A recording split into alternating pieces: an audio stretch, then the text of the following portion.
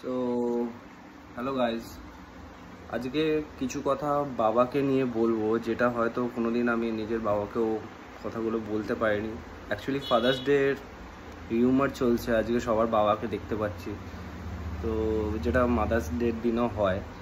তো আজকে কিছু কথা এটাই বলতে চাই যে বাবা হচ্ছে এমন একটা মানুষ যাকে নিয়ে হয়তো খুব একটা কথা বলা হয় না, কিন্তু কোনোদিন নিজের মাকে জিজ্ঞাসা করে দেখো যে বাবা না থাকলে জীবনটা কেমন হয়ে যাবে বা হয়ে যেতে পারে।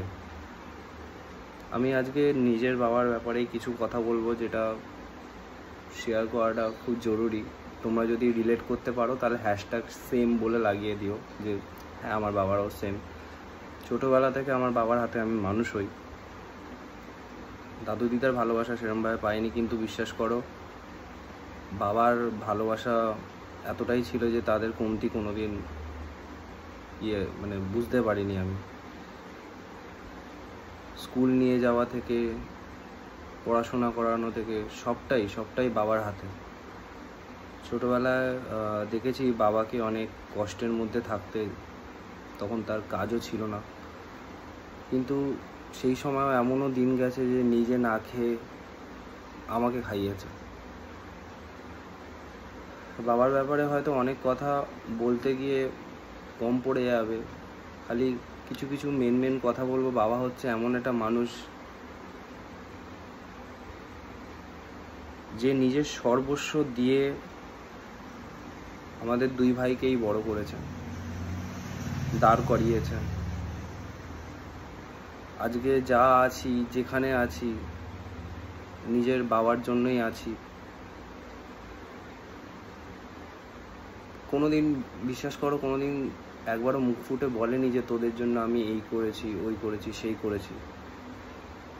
ইভেন একটা মানুষ যে সমস্ত কাজে পারদর্শী হতে পারে, সেটাও আমি নিজের বাবাকে না দেখলে বুঝতে পারতাম না। যে কোনো ধরনের কাজ যেটা হয়তো একটা সাধারণ মানুষের পক্ষে সম্ভব না, কি বলবো, ইলেকট্রিশিয়ানের কাজ হোক বা অন্য কোনো ধরনের এমন কোনো কাজ যেটা একটা মানুষ এত গুণ সম্পন্ন হয়, সেটা তো আমার জানা নেই। যদি অ্যাজ আ স্বামী হিসাবে বলো, আমার মা সবচেয়ে বড় সেটার প্রমাণ। ইভেন আমরা সন্তানরাও, যে স্বামী একটা কেমন হওয়া উচিত, শুধু টাকা পয়সা দিয়ে বা পাশে থেকেই নয়, শরীর খারাপের সময় তার, বুঝতেই পারছো,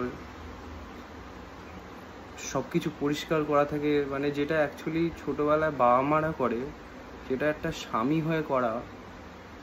হাজারো ঝগড়ার পর দিনের শেষে নিজের বউকেই খোঁজা, তার প্রতি বিতৃষ্ণা না হওয়া। জানি না এটা শুধু আমার বাবাই পারে কিনা, আমি জানি না, বাট আমি এগুলো দেখেছি।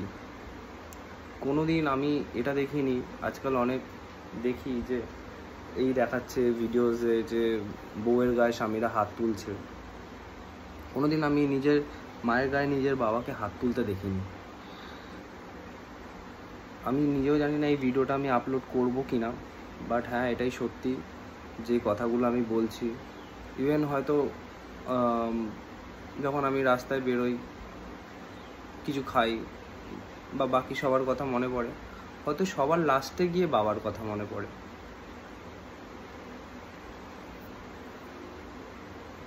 যদি একটা সাকসেসফুল মানুষ হিসাবে দেখো, তাহলে একটা কথা বলবো, যার এককালে কিছু ছিল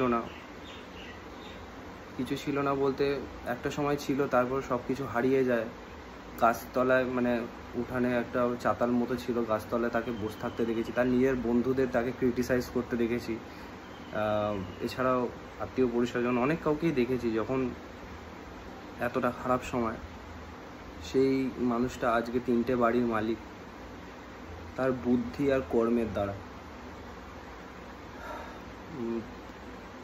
সবারই আমাদের অনেক কিছু সকাল্লাদ থাকে, সব কিছু পূর্ণ হয়, কিছু পূর্ণ হয় না, কিন্তু বিশ্বাস করো এখনও কিছু সকাল্লাদ পূর্ণ করার আগে অনেক সময় নিজের বাবার কথাটাই এটাই মনে পড়ে যে কীভাবে বাবা ওই গাছতলা থেকে উঠে এসে আবার কষ্ট করে নিজে সাকসেসফুল হয়েছে। তাই কখনো কখনো একটু পয়সা বাঁচিয়েও চলার চেষ্টা করি, যাতে আমার বাবার মতো সেই খারাপ দিনটা আমাকে না দেখতে হয়। কিছু কথা বলতে চাই যে বাবা মা থাকাকালীন তাদের ভালোবাসাটা খুব দরকার। আমরা সবাই বাবা মার সাথে খুব ঝগড়া করি, ঝাঁটি করি, মানে সব কিছুই করি, কিন্তু বিশ্বাস করো আমি অন্তত বেঁচে আছি আমার বাবার জন্য। মানে অনেকে বলে ভাই বিয়ে শাদী কবে করবি কি না, আমার কিছু যায় আসে না। আমার বাবা যতদিন আছে আমি ততদিন হ্যাপি আছি। আমার বাবা যতদিন আছে আমাকে পৃথিবীর কোনো শক্তি হারাতে পারবে না।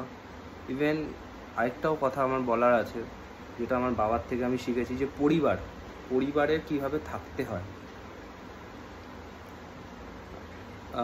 তোমরা আজকাল অনেকে দেখো যে ভাইয়ের মধ্যে ঝগড়া, বউয়ের মধ্যে ঝগড়া, মা বাবার মধ্যে ঝগড়া, ঠিক আছে? এই সব কিছুর বেশিরভাগ কারণ হচ্ছে কিন্তু সোশ্যাল মিডিয়া আমাদেরকে খুব খুব খুব বাজেভাবে ইনফ্লুয়েন্স করে, খুব বাজেভাবে, যার ফলে না আমরা ভালোবাসার মানুষটাকে অনেক সময় ভুলে যাই। সো স্বার্থপর হয়ে যাচ্ছি, আমরা চেঞ্জ হয়ে যাচ্ছি।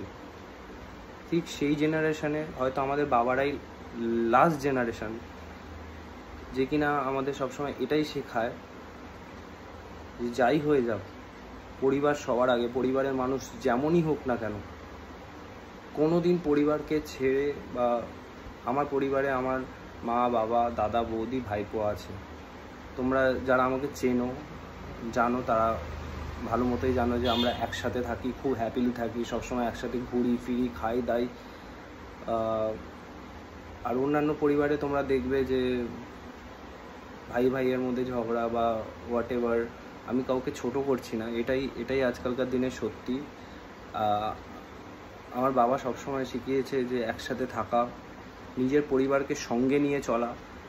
কারণ তোমরা সেই গল্পটা তো নিশ্চয়ই জানো, যেখানে বলা হয়েছে যে 10টা লাঠিকে কিন্তু একসাথে ভাঙা যায় না, কিন্তু একটা লাঠিকে যে কেউ ভেঙে দিতে পারে। তা আমি এটাই বলতে চাইবো যে নিজের আপনদের পাশে থাকুন। পরিবারের ঊর্ধ্বে কিচ্ছু হয় না, যখন দিনের শেষে আপনার পরিবারই আপনার পাশে দাঁড়াবে।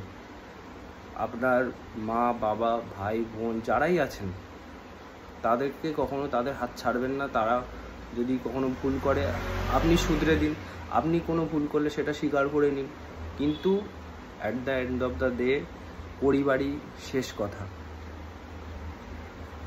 আমি বেশি কিছু আর বলতে চাই না, কারণ বলে শেষ করা যাবে না।